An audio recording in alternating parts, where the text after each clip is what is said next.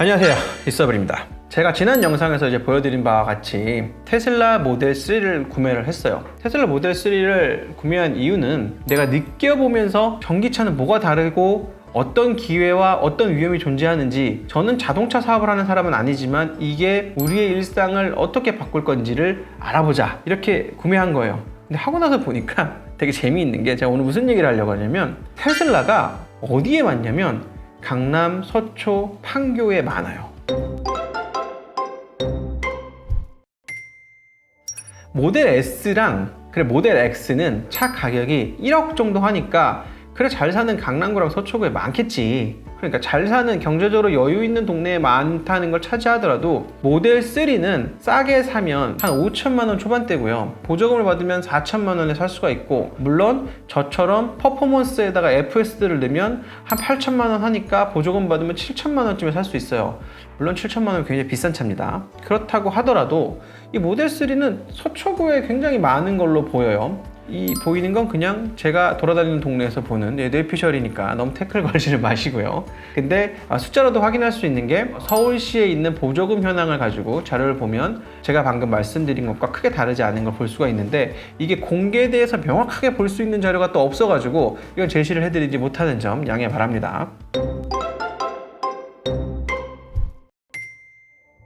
일단 첫 번째 요인은 뭐냐면, 충전 인프라에 관한 영향이 굉장히 클 텐데, 전기차 충전 인프라에 관해서 내연기관 오너분들이 착각하는 게 굉장히 있어요. 여태까지 지난 4, 5년간 전기차에 대해서 크게 관심이 없는데 굵직굵직한 헤드라인 뉴스만 보다 보니까 두 가지는 알고 계세요. 전기차가 500km, 700km 갈 수 있다더라 라고 하는 주행거리, 그 다음에 충전을 10분, 20분 안에 고속 충전이 가능해졌다더라 하는 거. 그래서 뭘 착각하냐면, 내연기관 오너들이 주유소에 가서 빠르게 충전하고 이렇게 타고 다니는 거야? 이렇게 착각을 하세요. 근데 전기차는 지금 그런 시대가 아니라 전혀 다른 시대로 접어들었다. 충전 속도가 중요한 건 장거리 여행을 갈 때 뿐입니다. 장거리 여행을 보통 1년에 한두 번, 두세 번, 서너 번, 많이 당신은 10번 간다고 하면 그때 외에 충전 속도가 전혀 중요하지 않아요.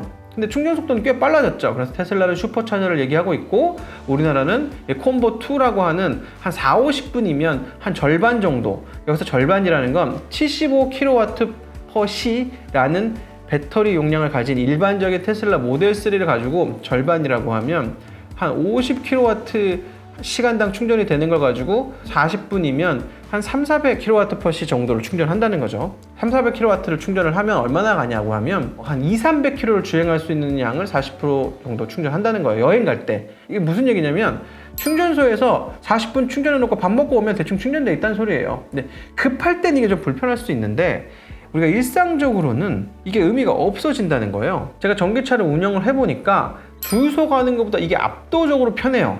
그냥 지하 주차장에 완속 충전기나 혹은 저속 충전기라고 불려요. 완속 충전기는 시간당 7kW를 충전하는 거고, 저속 충전기는 그냥 220V 돼지코에다 충전하면 한 3kW가 충전이 되는 거예요. 그러면 완속 충전기 기준으로는 0에서 100%를 충전하는데도 한 10시간, 저속 충전기로는 한 20시간이 좀 넘게 이렇게 걸리겠죠. 근데 우리가 차를 타면서 0에서 100을 충전하는 게 아니에요. 그러니까 주유는 우리가 여태까지 그렇게 했어요. 앵꼬에 불 들어오면 가서 만땅을 채우고 썼단 말이에요. 이렇게 쓰는 게 아니라 핸드폰을 그냥 시간 될 때마다 무선 충전기에 올려놓든지 아니면 그냥 꽂아놓는단 말이에요. 전기차 마찬가지로 퇴근하고 집에 들어와서 그냥 꽂아놓고 집에 들어가면 하루에 한 10에서 15% 썼다가 다음날 오면 충전돼 있고, 그냥 이렇게 쓰면 땡이라는 거예요. 그러면 고속 충전기를 많이 만들기 위한, 고속 충전 설비를 하려면 돈이 많이 들거든요. 그런 것도 필요 없고, 그냥 220V 충전기 같은 거를 모든 주차장에다가 그냥 만들어주면 전기차 인프라는 그냥 사실상 90% 해결이 된다. 그렇게 보면 우리나라의 충전 인프라는 수년 내로 엄청나게 확충될 확률이 높다. 왜냐면 제가 말씀드렸잖아요. 우리가 그럼 차를 맨날 0에서 100까지 쓰냐? 하루에 50km 정도를 출퇴근을 왕복하는 일반적인 사람이 되게 많다라고 생각했을 때 한 15kW 정도 필요할 거예요. 그러면 완속이 아니라 가장 느린 현존하는 저속으로 충전을 해도 한 대여섯 시간 충전하면 된다는 소리예요. 퇴근하고 꽂아놓고 아침 되면 그 정도는 이미 충분히 충전이 되어 있는 거죠. 그러니까 이걸 주유소의 개념으로 볼 게 아니라 그냥 주차장에 꼽아놓고 집에 간다 라는 개념으로 보면 전혀 다르게 보게 된다.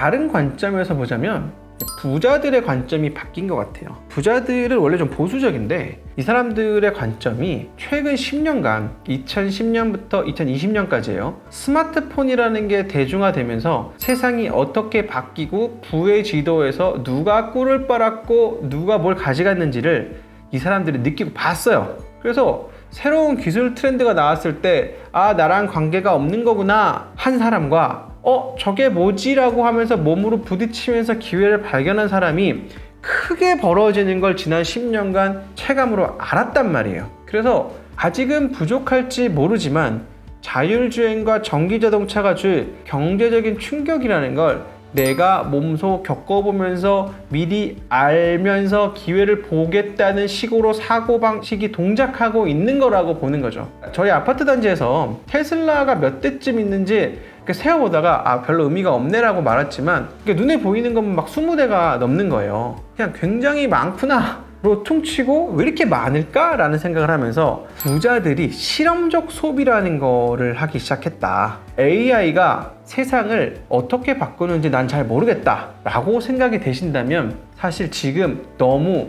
아껴 쓰고 있으시거나 소극적 소비를 하고 계신 거라고 봅니다. 소비를 하면서 내가 산 거를 기반으로 GS샵 어플, 29cm 어플들이 내가 정말로 살만한 시간에 혹은 당신의 월급날에 맞춰서 당신이 맨날 구경하던 거에 대한 푸시를 보내주는 것만 느껴봐도 세상이 이렇게 스마트하게 내 지갑을 빨아가려고 발전하고 있구나 느껴보는 것도 방법입니다. 자, 우리가 돈이 없지 가오가 없냐 이러던 세상이 있었어요. 그래서 가오를 살리려면 원래 가오는 뭐다? 이꼴 용기고 무모합니다. 근데 이 용기와 무모함마저 부자들한테 뺏기면 억울하잖아요. 부자들은 원래 용기 있고 무모한 사람들은 아니었어.